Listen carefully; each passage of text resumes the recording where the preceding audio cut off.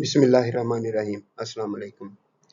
ये वीडियो नए सिलेबस के मुताबिक फर्स्ट ईयर क्लास की इंग्लिश के तीसरे लेसन लविंग योर कंट्री की इंग्लिश टू उर्दू ट्रांसलेशन का पैराग्राफ नंबर 5 है।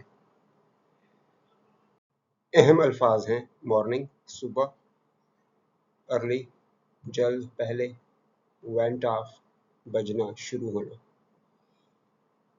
Fifth paragraph the next morning I woke up early even before my alarm went of.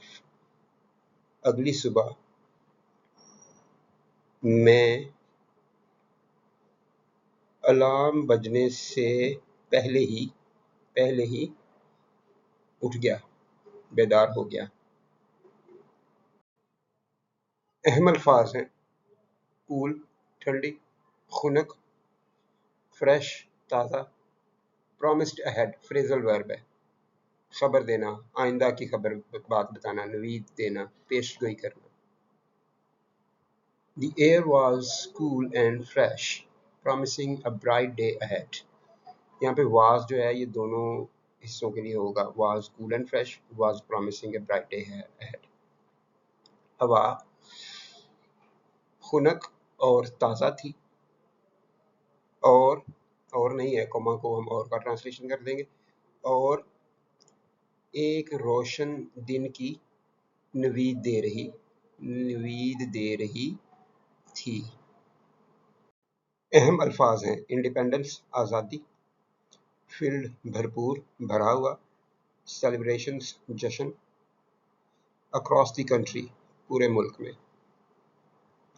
It was August 14th, Pakistan independence day, a day filled with celebrations across the country.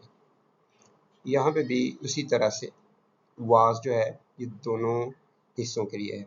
It was August 14th, Pakistan's Independence Day. It was a day filled with celebrations across the country.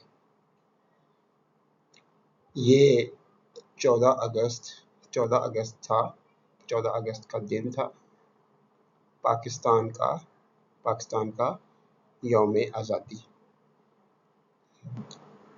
एक ऐसा दिन जो पूरे मुल्क में जश्न से भरा हुआ था।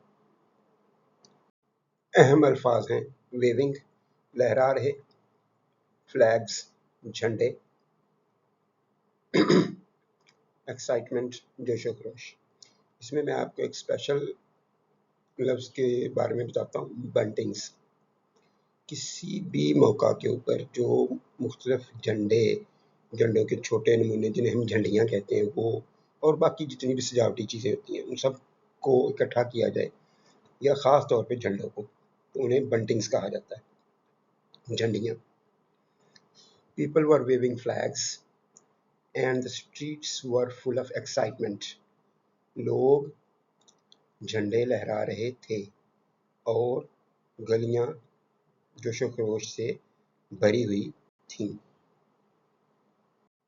अहम अल्फाज हैं सेलिब्रेशंस जश्न, जस्ट सिर्फ, महज, लेसन सबक, रियली असल में।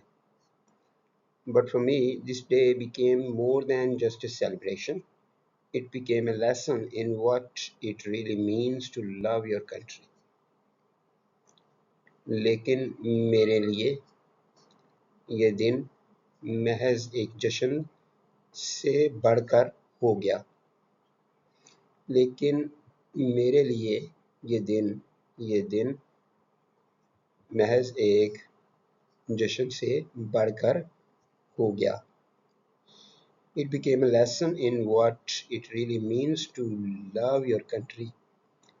ये एक सबक बन गया कि अपने मुल्क से प्यार करने का असली मतलब क्या है।